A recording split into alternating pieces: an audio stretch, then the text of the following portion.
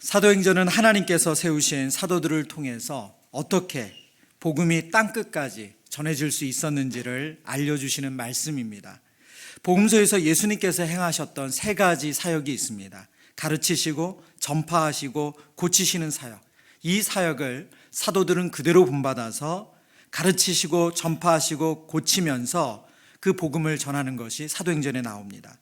사도행전 1장 8절 말씀은 사도행전에서 그 복음이 어디까지 전해져야 되는지 하나님의 마음을, 하나님의 뜻을 알려주고 있습니다. 오직 성령이 너에게 임하시면 너희가 권능을 받고 예루살렘과 온 유대와 사마리아와 땅끝까지 이르러 내 증인이 되리라. 하나님이 원하시는 뜻은 땅끝까지 복음이 전해지는 것입니다.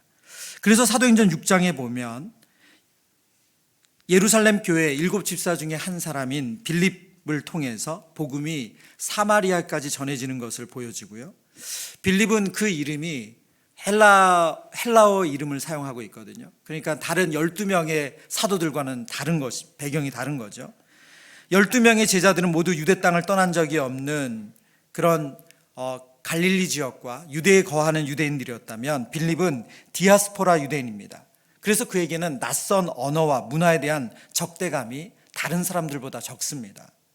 하나님은 그를 통해서 먼저 사마리아의 복음을 전하게 하십니다.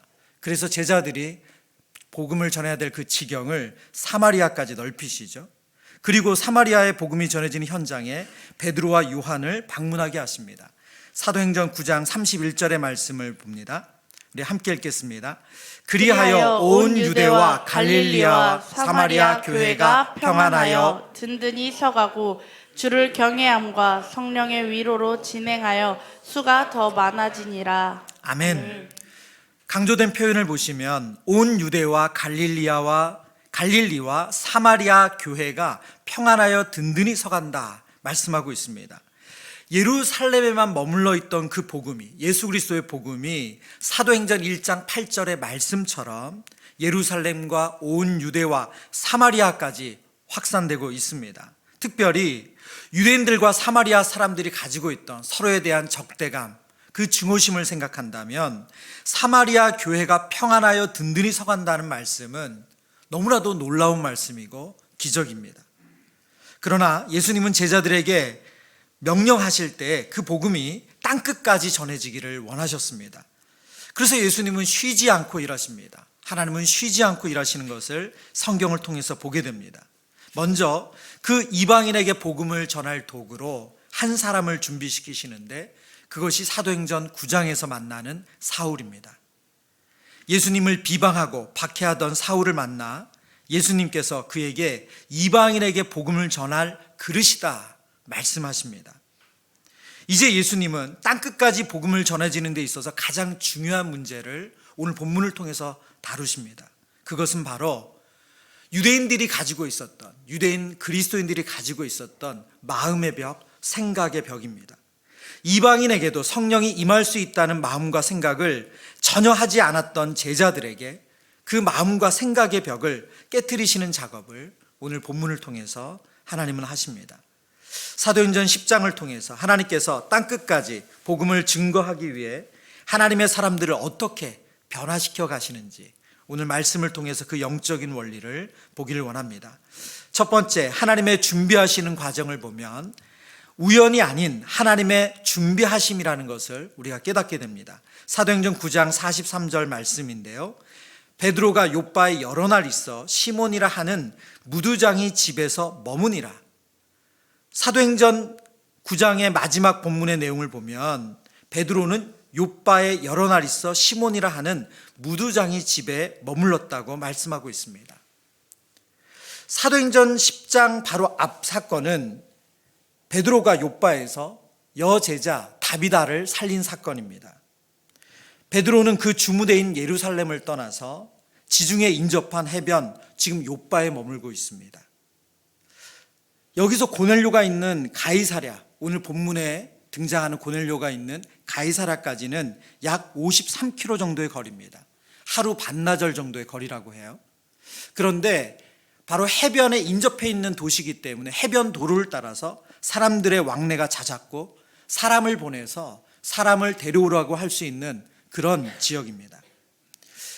우리가 지난주는 금요기도를 쉬었고 그 2주 전의 말씀을 잠깐 떠올려 보시면 베드로는 사마리아 전도 여행 이후에 온 유대를 다니면서 복음을 전하는데요.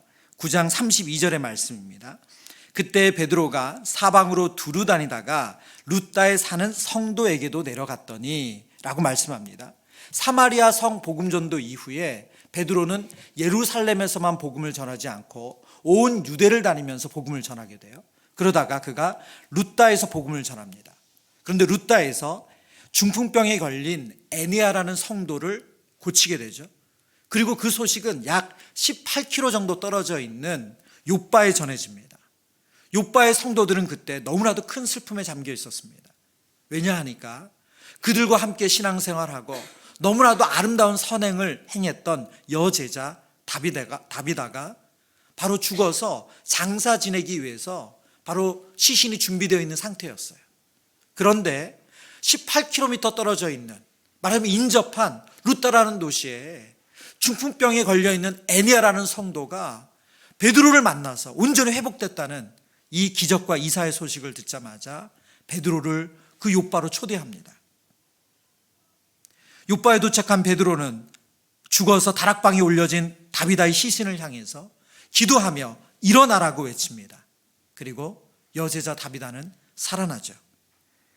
이 사건을 계기로 우리가 앞서 읽었던 9장 43절에 보면 베드로가 욥바에 여러 날 있어, 성경은 여러 날이라고 표현했지만 더 정확한 번역은 많은 날입니다. 많은 날 시몬이라 하는 무두장이 집에서 머물게 됩니다. 오늘 우리가 읽었던 본문, 고넬료가 기도하는 가운데 하나님의 사자로부터 들은 말씀이 무엇입니까? 5절 6절 말씀 우리가 다시 한번 읽어보겠습니다. 내가 지금 사람들을 욥바에 보내어 베드로라 하는 시몬을 청하라. 그는 무두장이 시몬의 집에 유숙하니 그 집은 해변에 있다 하더라. 아멘. 지금 로마인이면서 동시에 군인 백부장 고넬료가 들은 음성이 뭐냐? 욥바에 가면 시몬이라는 무두장이가 살고 있는데 그 집에 바로 베드로라 하는 시몬이 있다. 그를 자신의 집으로 초대하라는 거예요. 여러분, 이 일이 어떻게 가능했습니까? 빌립의 사마리아 성 전도가 있지 않았더라면, 그리고 그것으로 인해서 베드로와 사도들이 예루살렘을 떠나서 복음을 증거하는 일이 가능하지 않았더라면, 그리고 룻다에서 애니아를 고치는 일이 없었고, 그리고 그 소식을 듣고 다시 욥바로 오는 일이 없었더라면 베드로는 욥바에서 지금 고넬료의 부름, 하나님께서 천사를 통해서 고넬료에게 말씀하신 그 부름에 응답할 수가 없었습니다. 우연히 룻다에서 욥바로 가게 된 것이 아니고요, 욥바에 많은 날을 머물게 된 것도 우연이 아닙니다. 이 모든 것은 하나님의 준비하심입니다. 베드로가 로마 백부장 고넬료의 초대를 받아서 그의 집에 방문한 것이 어떤 의미가 있는지 그가 나중에 11장에 가서 예루살렘에 온 그 교회 앞에서 이렇게 말을 합니다. 사도행전 11장 1절에서 3절 말씀입니다. 1절, 유대에 있는 사도들과 형제들이 이방인들도 하나님의 말씀을 받았다 함을 들었더니, 지금 베드로를 통해서 고넬료 그리고 이방인들이, 그 가정이 하나님의 말씀을 받았다. 이 말씀은 그들에게 성령이 임했다. 그들이 하나님의 자녀가 되었다는 뜻입니다.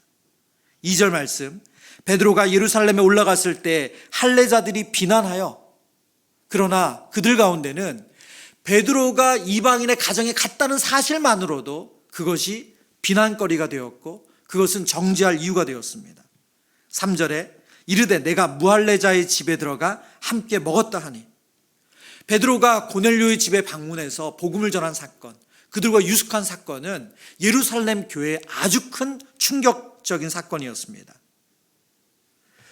이방인들에게 하나님의 말씀이 임해서 하나님의 자녀가 되었다는 것도 충격이었고, 베드로가 부정한 이방인들과 함께 유숙하며 거했다는 것도 충격적이었습니다. 이만큼 사도 베드로가 로마 백부장 고넬료의 집에 방문한 사건은 그 당시 그리스도인들뿐만이 아니라 그리고 하나님의 선교 역사에 너무나도 중요한 사건입니다. 그리고 이 사건은 앞서 설명한 것처럼 우연히 이루어진 것이 아니라 하나님의 준비하신 가운데 이루어졌습니다. 이 말씀을 묵상하면서 여러 번 이 베드로가 복음을 전했던 그 지도를 보게 됐어요. 처음에는 예루살렘에 있다가 사마리아 성으로 갔다가 다시 루따로 내려왔다가 그 옆에 욥바로 가고 욥바에서 다시 가이사르로 올라가는 그 지도를 여러 번 보게 됐습니다. 그러면서 하나하나 다 점으로 연결되어 있던 이 일이 하나님께서 놀랍게 이 모든 것을 준비하고 계셨구나. 이것이 선으로 연결되는 사건이구나. 그것을 지도를 보면서 깨닫게 되었습니다. 여러분, 우리의 인생도 우리의 삶도 이와 같은 하나님의 인도와 섭리를 받으면서 우리가 살아가고 있습니다. 겪을 때는 그것이 하나하나 다 뚝뚝 떨어진 독립된 사건 같아요. 독립된 상황 같아요. 점이에요. 그런데 뒤돌아서 보면 그 점이 하나하나 연결되어져서 우리의 인생을 만들었던 하나님의 인도하심이고 하나님의 섭리라는 것을 우리가 깨닫게 됩니다. 이제 오늘이 2023년 4월 14일입니다.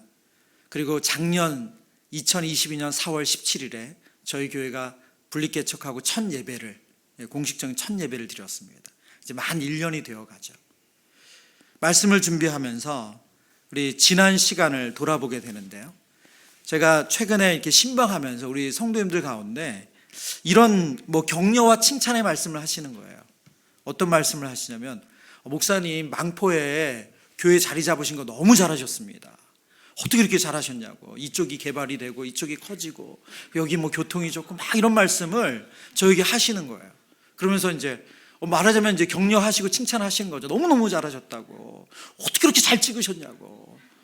막 기도를 많이 하셨단 말이에요. 막 이렇게 막 말씀을 하세요. 근데 제가 그 말씀을 들으면서 정말 속으로 피식 웃을 수밖에 없어요. 왜냐하면 처음 찍은 데가 망포가 아니기 때문에 그래요. 작년에 이제 우리 교회 개척을 준비하면서 재작년부터 했네요. 재작년 11월부터 장소를 구하기 시작했으니까 우리 성도들의 명단을 받고 그 명단을 가지고 주소를, 요즘은 참 좋더라고요. 주소를 다 엑셀로 만들면 지도에 표시가 됩니다. 깃발로. 그러니까 수원 전역에 우리 성도님들이 어디 얼마만큼 분포하는지를 지도를 통해서 확인할 수가 있었어요. 그리고 깜짝 놀랐습니다. 너무 멀리 퍼져 있다. 그 지도를 보니까 어디를 해도 성도님들이 오시기 좀 불편한 거예요. 말하자면 영통 쪽을 찍으면 호매실에 있는 성도님께 너무 멀고, 또 호매실에 있는 쪽을 찍으면 영통에 있는 성도님이 너무 멀고, 그래서 너무 단순하게 정중앙, 그래 수원시청역이다. 그리고 이제 수원시청, 그러나 왜 역 근처여야 되는가? 그것은 제가 여러 번 말씀드렸지만 우리 다음 세대들이 부모님의 라이드 없이도, 부모님의 도움 없이도 교회 와서 기도하고 교회 와서 모임하고 예배 드릴 수 있는 곳이어야 된다. 그 다른 기준 하나도 없었습니다. 그래서 역 근처로 교회를 잡은, 위치를 생각했고요. 그래서 수원 어디서도 오신다 하면 그래도 30분 내에 올 수 있는 지역이 수원 시청역이더라고요. 그래서 수원 시청역 근처에 정말 상가를 샅샅이 찾았습니다. 지금 금요일 밤이잖아요. 아직도 잊지는 못해요. 금요일 밤에 수원 시청역 홈플러스에서 그 반대편 쪽까지, 저는 그 동네가 그런 동네인지 몰랐어요. 정말 그 불야성, 그 화려한 네온사인과 정말 그렇게 상가를 찾아다녔어요. 그런데 저희가 마음에 들면 임대인들이 교회는 안 주신다고 하시더라고요. 그러기를 수개월을 거절을 당했습니다. 그래서 도저히 여기선 답이 없구나. 여기는 안 되겠다. 그래서 하나 뒤로 후퇴한 것이 메탄 권선역이었어요. 근데 메탄 권선역에서 상가를 또 알아봤는데, 메탄 권선역은 장소는 건물도 너무 반듯하고 참 좋더라고요. 그리고 또 임대인도 줄 마음이 있으시고.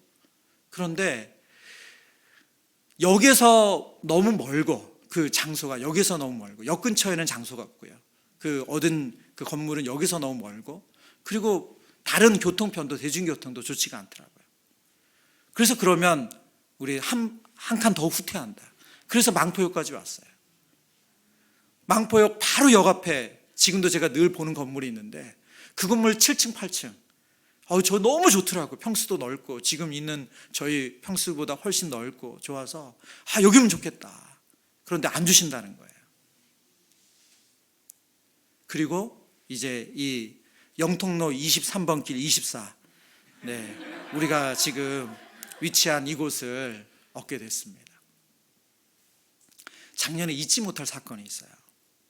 하루는 우리 임대인의 아내분이 저를 보고 싶다고 하시더라고요.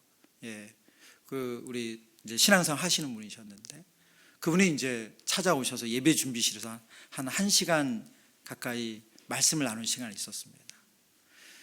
그분이 이제 이 건물을 얻고 이곳에서 바로 지금 우리가 예배드린 이 처소에서 꽤 오랜 기간 식당을 하셨대요. 너무너무 잘 되셨대요. 정말 식당이 하는 내내 잘 되셨대요. 그래서 많은 분들이 이 식당을 아시더라고요. 그런데 어느 날 갑자기 하기가 싫어지셨대요. 그 어느 날 갑자기 언제냐면 2019년 11월쯤인가 2019년이셨어요. 어느 날 갑자기 하기가 싫어지셨대요. 몸도 여기저기 아프기도 하셨고 그래서 가족들에게 나 그만하고 싶다. 그러니까 가족들이 다 그만하시라고 그러셨다는 거예요.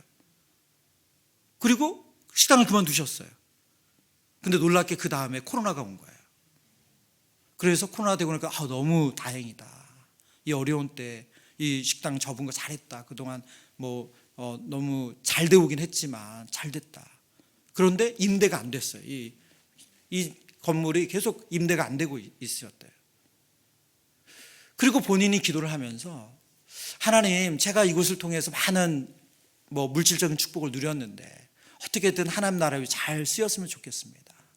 그런 마음 가지고 기도를 하고 계셨대요.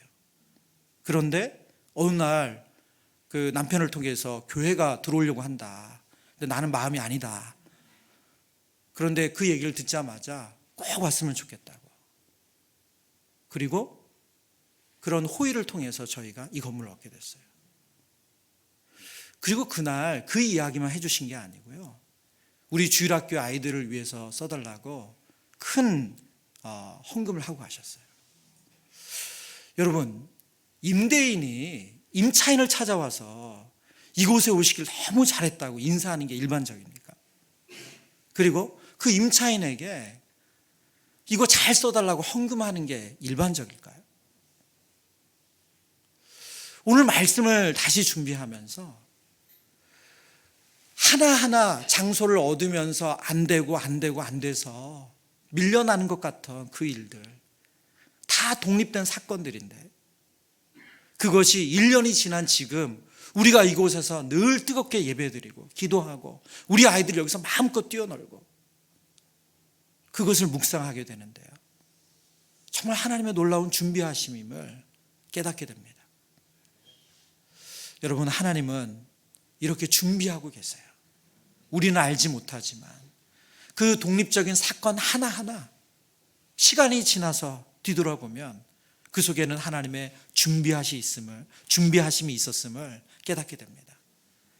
사랑하는 성도님들의 삶 가운데 이런 하나님의 인도하심과 준비하심이 있는 줄 믿습니다. 오늘 이 밤에 기도할 때 그것을 깨닫게 되는 은혜가 있기를 축원합니다. 두 번째 하나님의 준비하심은 제한된 우리의 생각을 변화시키시는 하나님이십니다. 오늘 본문 후반부에 나오는 우리 베드로가 환상을 보는 장면은 어린이 주일학교 설교에 자주 등장하는 스토리입니다.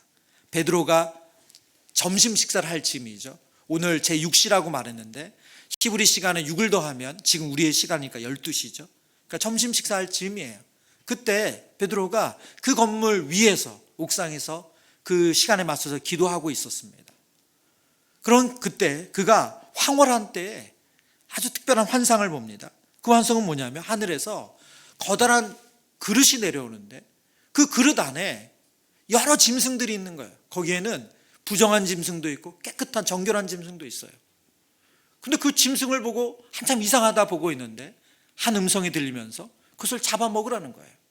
아니 정결한 짐승들만 있으면 괜찮지만 부정한 짐승들이 섞여 있는 그것을 잡아먹으라고 베드로가 말합니다. 절대 그럴 수 없습니다. 저는 그런 짐승 먹은 적이 없습니다. 이 일을 3번이나 반복합니다. 오늘 14절 15절 말씀 우리 같이 보겠습니다. 베드로가 이르되 주여 그럴 수 없나이다. 속되고 깨끗하지 아니한 것을 내가 결코 먹지 아니하였나이다 하는데 또 두 번째 소리가 있으되 하나님께서 깨끗하게 하신 것을 내가 속되다 하지 말라 하더라. 아멘. 아멘. 베드로가 황홀한 중에 이 기도 중에 본 이 환상은 너무나도 이해할 수 없었습니다. 왜냐하면 그는 유대인으로서 늘 정결의 법에 맞게 생활해 왔거든요. 그런데 부정한 짐승을 먹으라고 하시니까 도저히 받아들일 수 없는 명령이었죠. 그런데 하나님께서 그때마다 하나님께서 깨끗하게 하신 것을 내가 속되다 하지 말라, 그 말씀을 반복해서 3번이나 말씀하세요. 베드로가 마음에 이 말씀을 받아들이기 힘들었던 이유는 레위기 20장 말씀 때문에 그렇습니다. 레위기 20장 24절과 25절입니다. 내가 전에 너희에게 이르기를 너희가 그들의 땅을 기업으로 받을 것이라. 내가 그 땅 곧 젖과 꿀이 흐르는 땅을 너희에게 주어 유업을 삼게 하리라 하였노라. 나는 너희를 만민 중에서 구별한 너희의 하나님 여호와이니라. 너희는 짐승이 정하고 부정함과 새가 정하고 부정함을 구별하고 내가 너희를 위하여 부정한 것으로 구별한 짐승이나 새나 땅에 기는 것들로 너희 몸을 더럽히지 말라. 하나님께서 레위기 말씀을 통해서 부정한 짐승, 먹으면 안 되는 짐승이 있고 먹어도 되는 정결한 짐승이 있다는 것을 알려주셨어요. 그것이 너희를 가나안 사람들처럼 부정한 사람이 아니라 하나님 백성으로서 정결한 백성으로 살아가게 한다라고 말씀하셨기 때문에 지금 베드로가 그 환상을 보고 주님, 제가 부정한 거 먹을 수 없습니다 라고 말했던 것입니다.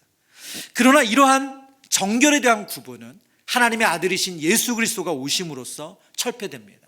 왜냐하면 정결한 짐승을 먹고 부정한 짐승을 먹음으로 정결한 사람이 되거나 부정한 사람이 되는 것이 아니라 예수 그리스도를 영접한 사람은 다 정결한 하나님의 백성이 되기 때문에 그렇습니다.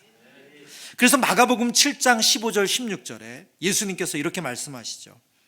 무엇이든지 밖에서 사람에게로 들어가는 것은 능히 사람을 더럽게 하지 못하되 사람 안에서 나오는 것이 사람을 더럽게 하는 것이니라 하시고, 이 말씀도 예수님이 바리새인들과 장로들의 전통과 정결법에 대해서 논쟁하시면서 하시는 말씀이에요.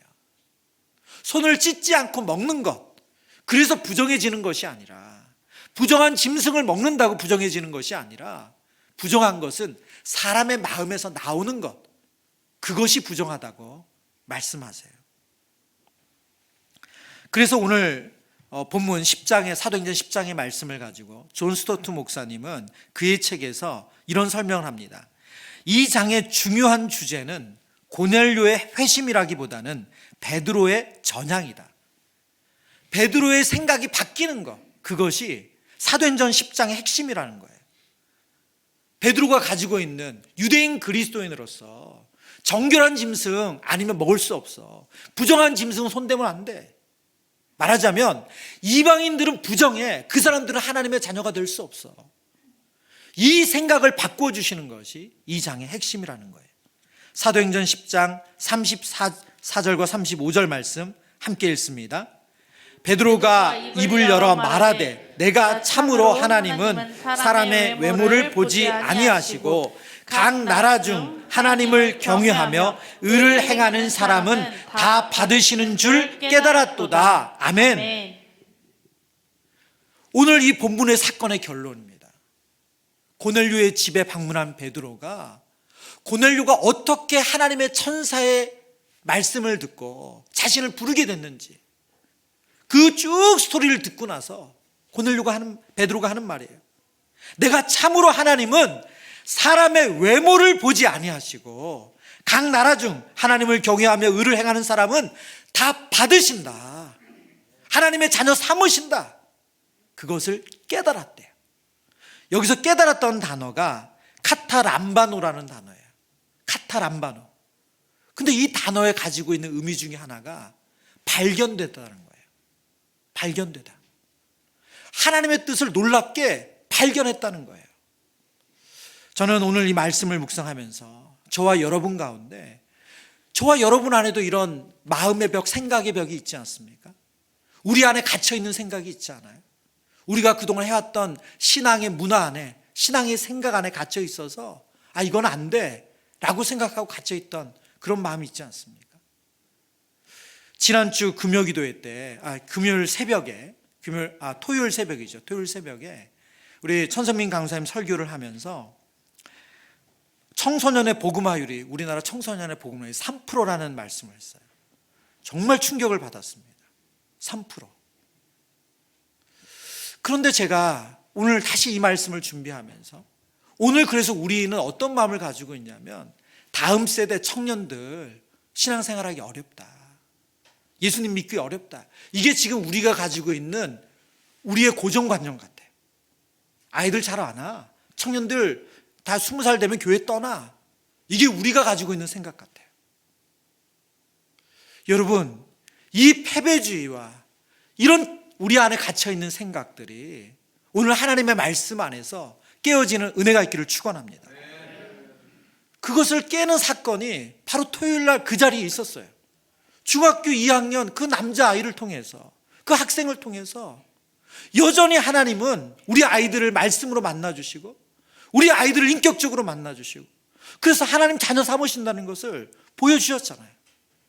그런데도 불구하고 우리는 요즘 아이들 학원 때문에 교회 가기 힘들고, 요즘 청년들 아르바이트나 무엇 때문에 교회 가기 힘들고, 그래서 그 아이들에게, 그 다음 세대에게 복음을 전하는 것도 어렵고, 그들이 교회 오는 거 너무 어렵고, 신앙생활하는 거 어렵다고 생각하는 우리 안에 이런 제한된 생각들, 오늘 이 밤에 기도하면서 우리 안에 이런 갇혀있는 생각이 깨어지는 은혜가 있기를 축원합니다.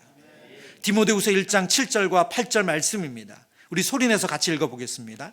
하나님이 우리에게 주신 것은 두려워하는 마음이 아니요 오직 능력과 사랑과 절제하는 마음이니, 그러므로 너는 내가 우리 주를 증언함과 또는 주를 위하여 갇힌 자 된 나를 부끄러워하지 말고 오직 하나님의 능력을 따라 복음과 함께 고난을 받으라. 아멘. 오늘 이 사도 바울이 우리에게 전하는 이 메시지가 오늘 우리에게 하나님 음성으로 들려지길 원합니다. 하나님께서 우리에게 주시고자 하는 마음은 두려워하는 마음이 아닙니다. 하나님께서 오늘 우리에게 주시고자 하는 마음은 바로 하나님의 능력을 따라 복음이 전해진다는 그 하나님의 능력을 전하길 원하시는 줄 믿습니다. 오늘 이 밤에 다음 세대를 위해서, 그리고 이 나라와 민족을 위해서, 그리고 이 땅에, 특별히 우리나라가 가지고 있는 이 땅의 문제인 바로 분단된 현실을 놓고 기도하는 시간을 가질 겁니다. 말씀을 준비하는데 마음이 뜨거워지더라고요. 어떤 뜨거움이 있냐면, 제가 예수님을 처음 만날 그 중학교, 고등학교 시절에 꼭 잊지 않고 온 성도들이 눈물로 기도했던 기도 제목이 있어요. 그게 바로 통일한국이었어요. 통일한국. 근데 오늘 우리에게는 통일이 너무 먼 이야기, 아니 불가능한 이야기 같아요. 그래서 통일을 위한 기도를 안 해요. 오늘도 대륙 탄도미사일 쐈다는 기사가 계속 나오잖아요. 그게 뭐 자네가 어디에 떨어지고 이런 게 올해 몇 번째고, 우리가 이런 뉴스를 들을 때 그걸 놓고 기도를 하는 게 아니라 또 그러나 보다 하고 치부해버려요. 여러분, 하나님께서 이 땅을 하나 되게 하는, 복음으로 하나 되게 하는 그날 주실 줄 믿습니다. 여러분, 동독과 서독을 하나 되게 하신 하나님께서 이 땅에도 통일의 그날 주심을 믿습니다. 여러분, 오늘 우리가 베드로처럼 이방인에게는 하나님 나라가 임하지 않아, 이방인은 하나님 자녀가 될 수 없어, 그들은 부정해, 그런 생각에 갇혀있던 것처럼 우리도 하나님의 능력을 제한하고 복음을 제한한다면 우리도 오늘 베드로처럼 똑같은 생각을 가지고 있어요. 오늘 저와 여러분 안에 우리의 갇혀있는 생각, 우리의 제한된 생각을 깨트려 주시는 하나님의 은혜가 있기를 축원합니다.